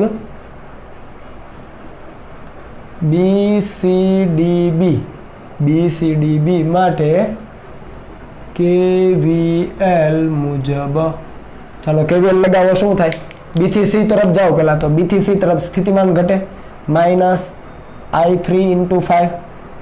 રેડી ને? સ્થિતિમાન ઘટે. હવે C થી D તરફ આ માર્ગે જવાનું તો પ્રવાહ સામો આવે એટલે આ બાજુ જાવ તો સ્થિતિમાન વધે એટલે વધતા.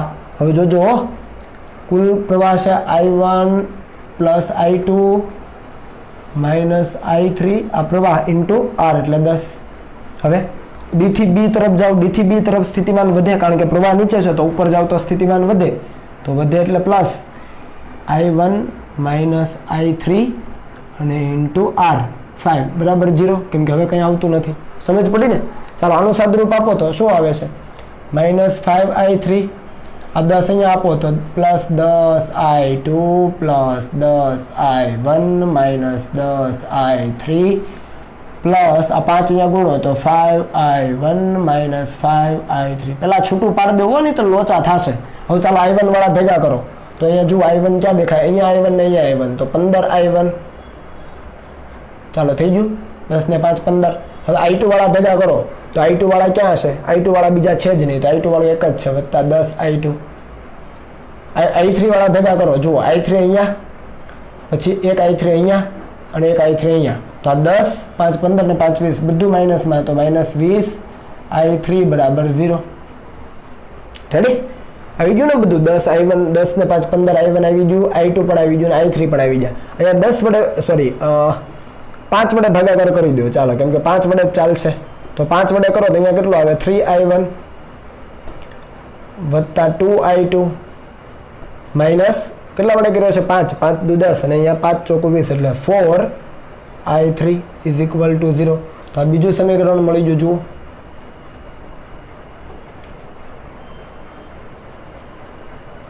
ઓકે, આને કહીએ સમીકરણ નંબર 2 અને આપણે બોક્સ કરી દઈએ સમીકરણ નંબર 1 ને. ચાલો હવે ત્રીજી લૂપ લેવાની. હવે ત્રીજી લૂપ 2 બચી, જો એક આખી આ બચી એના માટે તમને જાતે સોંપું છું એ તમે કરજો. હું આ લૂપ લઉં છું A D C, અહીંયા નામ આપી દઈએ A B C D E F આપણે આપી દઈએ. ચાલો E અને F. તો હું લૂપ લઉં છું A D C E F A. કઈ લઉં છું? બંધ માર્ગ કયો? A D C પછી E F A. E F A માટે KVL મુજબ, કેમ કે બંધ માર્ગ તો એ પણ છે જ. તો ચાલો આવી જઈએ A થી આ માર્ગે ચાલવાનું છે, આમ આમ. તો ચાલો A થી D તરફ સ્થિતિમાન ઘટે તો માઇનસ કેટલો I2 × 5, I2 × 5 IR મુજબ. હવે D થી C તરફ જાઓ તો શું થાય? તો સ્થિતિમાન ઘટે એટલે માઇનસ, સ્થિતિમાન ઘટ્યું તો માઇનસ I2 વત્તા I1 minus I3 I × R મુજબ 10, બરાબર. હવે C થી E તરફ ક્યાંય નથી. હવે E થી અહીંયા આવો તો નેગેટિવ થી પોઝિટિવ તરફ આવો તો +10 લખવા પડે. તો આ +10 થઈ જાય. હવે આમાંથી કેટલો પ્રવાહ વહે છે? I જેટલો, પણ I એટલે I1 + I2, ખ્યાલ આવે? એટલે હું ખરેખર અહીંયા લખી દઉં છું I1 + I2. તમને યાદ રહેવું જોઈએ I1 + I2. કેમ? કારણ કે I બરાબર I1 + I2 છે અહીંયાથી. રેડી? તો અહીંયા આપણે આ બે નિયમ લગાવી દીધા, બંનેમાં સ્થિતિમાન ઘટ્યું. અહીંયા ઋણ છેડાથી ધન છેડા તરફ તો +10 લખ્યા. હવે અહીંયા જુઓ આ બાજુ આવો તો આ છેડા બાજુ આવો તો સ્થિતિમાન ઘટે, એટલે શું લખવું પડે? તો કે માઇનસ લખવું પડે. કેટલું? તો એ લખવું પડે I1 + I2 એટલે I × R, R એટલે 10. અને પાછું કયું બિંદુ આવી ગયું? એ બિંદુ, તો બરાબર 0. ક્લિયર? ચાલો અહીંયા સાદુરૂપ આપીએ -5I2 -10I2 -10I1 +10I3. જો ભૂલાઈ ન જાય, બરાબર છે બધી વસ્તુ. ચાલો +10 -10I1 -10I2 બરાબર 0. બરાબર. શું કેન્સલ થાય છે કાંઈ જુઓ તો જરા. તો કેન્સલ કશું નથી થતું. પેલા I1 વાળા પદ ભેગા કરો. ચાલો I1 વાળા પદ ભેગા કરો તો અહીંયા જો એક I1 છે, અહીંયા બીજું, એટલે 10 10 -20I1. તો આપણે એને પેલી તરફ જવા દઈએ તો +20I1 થાય અને પેલી તરફ લઈ જાય તો +20I1. હવે I2 ની વારી. તો અહીંયા -15I2 અને અહીંયા -10 તો -25I2. પેલી તરફ જાય તો +25I2 અને અહીંયા I3 એક જ બચ્યું. હવે તો એ પેલી તરફ જાય તો માઇનસ થાય, -10I3. બરાબર. આ બાજુ તો 10 છે જ. સમજ પડી ને? બરાબર. તો આ દરેકને આપણે કેટલા વડે ભાગાકાર કરી શકીએ? 5 વડે, બરાબર ને? તો આનો 5 વડે ભાગાકાર કરો તો શું આવે? તો આનો 4I1, આનો 5 વડે એટલે 5I2, આનો 5 વડે એટલે -2I3 અને આનો 5 વડે એટલે 2. સમજ પડી? તો આ મળી ગયું સમીકરણ નંબર 3. જુઓ તો હવે સમીકરણ 1, 2 અને 3 ને ઉકેલો. ઓકે, ચાલો. તો આ ત્રણે સમીકરણો મળી ગયા. સમીકરણ 1, સમીકરણ 2 અને સમીકરણ 3. 3 સમીકરણ, 3 અનનોન. સિમ્પલ. તો હવે તમારે ત્રણે ને જાતે ઉકેલવાના છે. ઓકે, તો એ તમારું હોમવર્ક થઈ ગયું. ત્રણે સમીકરણોને તમારે ઉકેલવાના છે. I1 ની કિંમત મેળવો, I2 ની મેળવો, I3 ની મેળવો. બરાબર. તો I1 I2 I3 મળી જશે તમને. હવે દરેક શાખામાં વહેતો પ્રવાહ શોધવાનો છે. તો અહીંયા I1 જેટલો જ વહે છે, બરાબર. અહીંયા I2 જેટલો જ વહે છે. અહીંયા કેટલો વહે છે? તો I1 અને અહીંયા I3 જેટલો વહે છે. તો અહીંયા કેટલો વહે? I1 અને I3 ની બાદબાકી. તો અહીંયા I1 અને I1 અને I3 મેળવો એની બાદબાકી કરી દો. અહીંયા કેટલો વહે છે? તો આ બધું કરી દો. I2 ની કિંમત, I1 ની કિંમત, I3 ની કિંમત જે આવે એટલો આમાંથી વહે છે. સમજ પડી ને? એટલે 1, 2, 3, 4 ને 5 જવાબો તમારે મેળવવાના છે કે આ 5 શાખામાં કેટલો પ્રવાહ વહી રહ્યો છે અને કુલ પ્રવાહ કેટલો? તો કે I = I1 + I2. સમજ પડી ને? ત્રણે ને ઉકેલો એટલે I1 I2 I3 મળે. એ I1 I2 ને I3 મળી જાય એ મુજબ આમાં પ્રવાહ, પછી આ I1 - I3 કરો એટલે આમાં પ્રવાહ, આ સરવાળો કરો એટલે આમાં પ્રવાહ, બધું મળી જાય. અને કુલ પ્રવાહ કેટલો પરિપથમાં? તો I1 + I2 આ બંનેના સરવાળા જેટલો. સમજ પડી ને? બધું તમારે મેળવવાનું. ધારી લો કે તમારો I1 I2 કે I3 પૈકી કોઈ પણ ઋણ આવે છે, જવાબ ધારી લો કે I1 I2 અને I3 પૈકી કોઈ પણ એક ઋણ આવે છે, એનો મતલબ શું? તમે જે દિશામાં પ્રવાહ ધાર્યો છે એનાથી વિરુદ્ધ દિશામાં પ્રવાહ વહેતો હશે. સપોઝ કે આ નેગેટિવ આવે છે, કદાચ નેગેટિવ આવશે, જરા ચેક કરજો. I1 - I3 માનો કે નેગેટિવ આવે છે, એનો મતલબ શું? કે પ્રવાહ તમે ક્યાં ધાર્યો છે? નીચે. પણ તમારો જવાબ નેગેટિવ આવ્યો એનો મતલબ શું? પ્રવાહ ખરેખર એનાથી વિરુદ્ધમાં વહે છે. એટલે તમે ધાર્યો છે આમ, પણ જવાબ નેગેટિવ આવ્યો મતલબ એવો છો કે પ્રવાહ ખરેખર આમ વહે છે. એ તમે જોઈ શકો કે નીચેનો પ્રવાહ વધારે હોય ને ઉપરનો પ્રવાહ ઓછો હોય, એવું જે પણ કહે છે તમે ચેક કરી લેજો, બરાબર. પણ જવાબ તમારે જાતે મેળવવાનો છે, એ તમારું હોમવર્ક. ચાલો તો હવે કોપી કરી લો.